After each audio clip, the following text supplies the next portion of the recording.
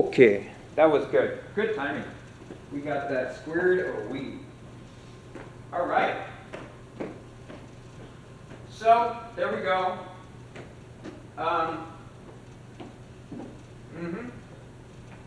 Yeah, right? I know. Tell me about it. It's a crazy thing. So yeah, scene 9, there we go. Now I've got some other material to go over. Really kind of, I wanted to read that scene first because it kind of builds the way for everything else we're going to go over. Because now we're going to go into some screenwriting theory. This is what I like to call the neurocinematic theory when you're writing, okay? And really, what does that mean? Well, it's really shows why your storytelling style is going to, or should, affect how it affects the human mind, right? We're going to go into a science lesson. Hey, we're in the science building. What the hell? Why not? So here we go. Put that up there for you. There we go. Okay. So, let's look at the core principle of why your storytelling style is going to affect the human mind, or how it's going to affect the human mind. Let's just look at the human brain, right? Let's look at our cranium. Our cranium. The human brain does not respond most strongly to information, right? Typically, the human brain does not respond most strongly to information. Rather, it responds to emotion. It responds to uncertainty. And more commonly, of course, it responds to pattern and to memory and meaning, right?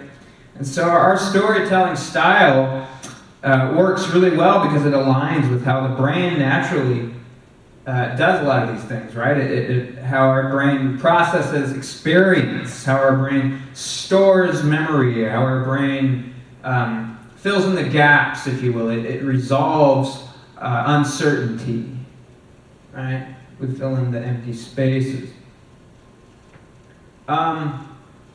Let's take emotion over logic, right?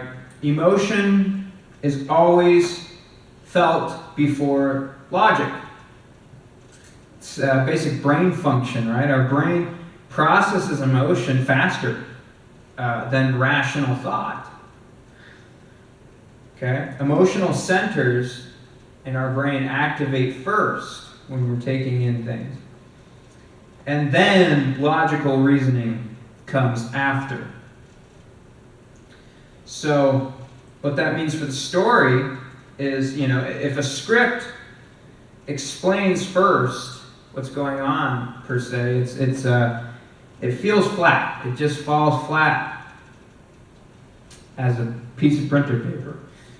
And so, and if a script makes you feel first on the other side, it becomes memorable. And that's what we want to do, is we want to help create memories. We want to help inspire people to want to create memories, not only from this script, but for their own lives, right? This whole thing is all a reflection of themselves. Every human being is a reflection of every other human being. We're all reflections of ourselves. We're all the same species. We're all the same people. We're the only human beings. There are no other human beings. We're the only ones. And so we can learn from each other, right? This style is great. It prioritizes the emotional states over explanation. And so we're always allowing our audience to feel before understanding. And that allows the audience to become engaged immediately and internally active, right? We want our audience to be internally active. People don't remember what they understood. They remember what they felt. Right? So emotion before logic. Very important. So then let's look at the next thing here. It's what I like to call the curiosity loop. Right? And so, our brain is wired to resolve uncertainty, as I said earlier, right? When something is incomplete, it grabs our attention, right? Attention is increasing. And this is quite literally called a cognitive tension loop, right? A cognitive tension loop. Because we are wired to resolve uncertainty. So it takes our full attention. And so, withholding the full information is the tactic of this. Have fragments of meaning, and always delay resolution. Okay? Because that is going to get our audience to lean forward mentally. And it's going to actively try, and they're going to, in essence, actively try to complete the story within their own thought processes. As I said many times before, as we're going over this theory, right? Too much clarity equals boredom. But too much confusion in the audience, that's right, the audience disconnects. Disconnection is what we don't want. We want full immersion, full connection. So the brain stays engaged when it's trying to solve something, quite frankly. And so that's why we do that. Let's look at patterns and memory again, right? Pattern recognition and the meaning. Humans constantly search for patterns to create meaning, right? It's how the pathways in our brains connect to each other. It's what we're constantly searching for patterns to create meaning. Okay? And so you always are going to want to repeat themes throughout your script in different forms, right? And you want to use visual and emotional echoes, intentionally. And always create subtle connections across scenes. Okay? It's always more of what you don't see is what's going to make your writing more interactive. Right? Doing this, the audience begins to recognize these patterns. Right? It allows room for them to form the deeper interpretations. And it gives them a feeling, a sense of discovery, right? We're stimulating their curiosity. And so, meaning that is discovered feels more powerful than meaning that is told, right? When the audience connects the dots themselves, the meaning becomes very personal, becomes theirs, right? And we love that as human beings. I hope we do. Let's look at mirroring neurons and empathy. Right? Let's look at the empathy of it all. Our brain functions in that of which mirroring neurons, right? The mirror neurons activate when we observe others experiencing something, right? When we see others experiencing something, we internally simulate emotion, we internally simulate behavior, we internally simulate sensation, right? And so we're always going to be wanting our audience to do that. And so, because we want to emphasize presence over explanation. We want our audience to be present. And of course, we use silence, and we use stillness, and we use human behavior.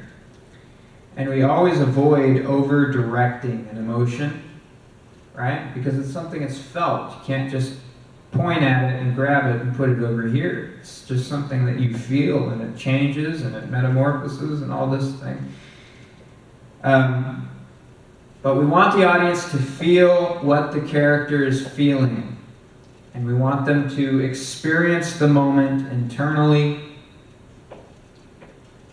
And silence is, of course, one of the greatest ways to do that. A character sitting in silence can be much more powerful than a monologue. And so, the brain doesn't just watch the story, it's participating in it. It's interactive, right? It's almost like a hands-on thing, subconsciously. So, yeah. Let's look at the trauma and memory and fragmentation of the whole thing here. Our brain, of course, functions in the way of which traumatic or intense experiences are stored. Anybody in this room have ever had trauma or an intense experience? Raise your right hand or your left hand, it doesn't matter. There you go, thank you. These experiences, these things, these traumas, they're stored, right? They're stored inside our body. You ask any therapist, it's stored so deep in our bodies that it actually affects us physically. They're stored emotionally. They're stored non-linearly. Non-linearly. It's a tough word for me to say, forgive me. But it's in fragments most of the time too, right? Look at complex PTSD. It's in fragments. It's stored in fragments, kind of all over the place, and very confusing. But we're using trauma and memory and fragmentation because it's reflecting the fragmented perception of our character and the character that the audience can relate to. It's using a non-linear feeling that the audience can connect to, and it avoids a clean emotional resolution. Right? Because there isn't a clean emotional resolution in trauma. It's just, if it was that easy, I think a lot of us would, the world would be a better place. And we get a lot of trauma in the womb before we're even born. So for those of you who say you don't have a lot of trauma, well, let's look at the science, right?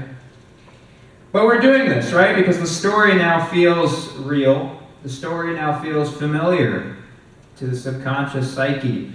And it's very much psychologically accurate, right? Down to statistics. And it works wonderfully because it mirrors how people actually operate, right? It mirrors how people actually remember. It mirrors how people actually process. And it mirrors how people carry experience. Real memory is not clean. And so real storytelling really shouldn't be either. I'll say that again. Real memory is not clean. And so real storytelling shouldn't be either. Clean and perfect and pretty and all this. No, that's just not life. And so, silence and let's look at what I call the default mode network and how it interacts with the silence we were talking about earlier.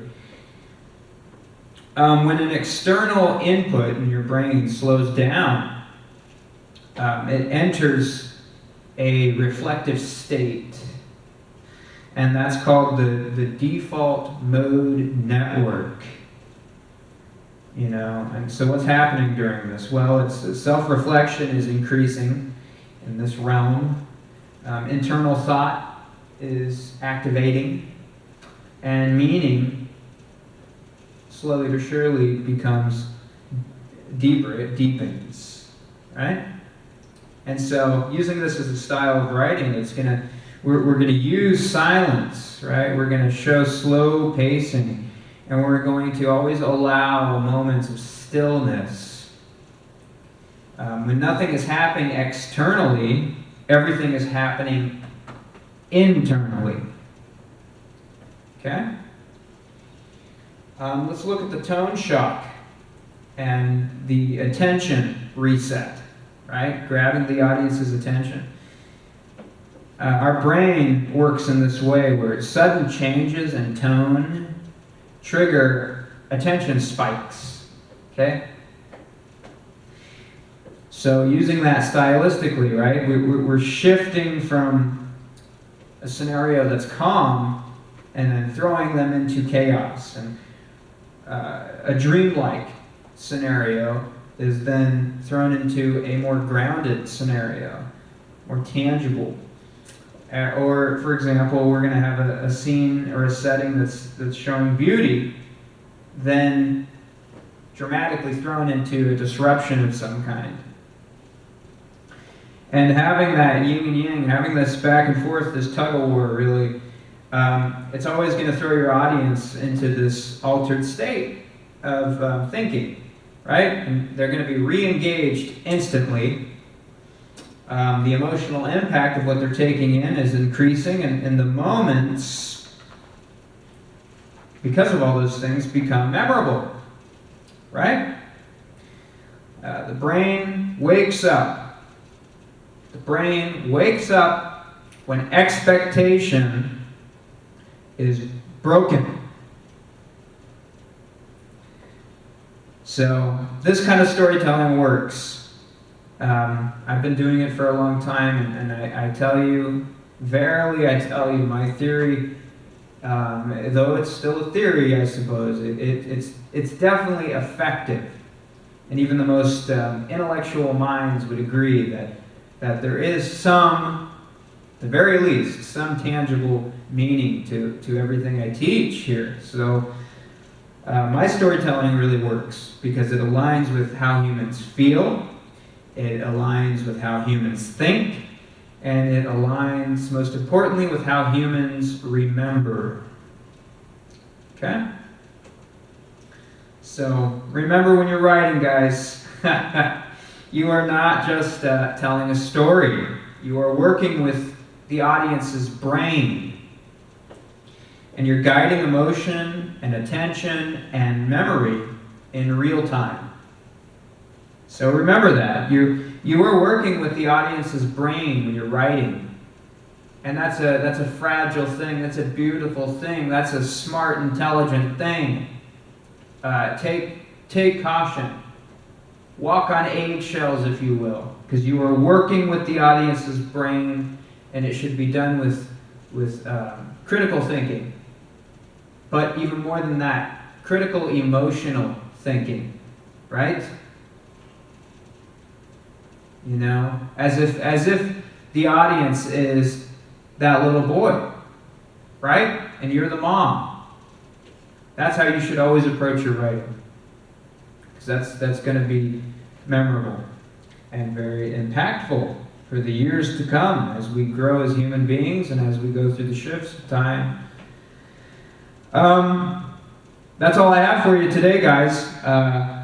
I guess it was a little shorter than I expected it to be, so I apologize. But I tell you, that scene is just tough. It's a tough scene to go through, and yeah, I think that's enough for today, honestly. You know, I hope you can go home and reflect and everything. We will have a class a little later today, of course, too. Hopefully it'll be a little easier because we got over the hard part. We got over the hump. Humpty Dumpty fell off the wall, you know. We got over that part. So thank you, folks. Thanks for showing up to class. And yeah, enjoy the rest of your day. It's beautiful out there. Get some sunshine. Okay. Yeah, so you had a question? Let me come up there for you. Uh-huh. Oh, yeah. You know, it's tough stuff, but... Okay, go ahead and tell me. What were you thinking? Oh, okay. Yeah, so here's what you do. It's on Canvas.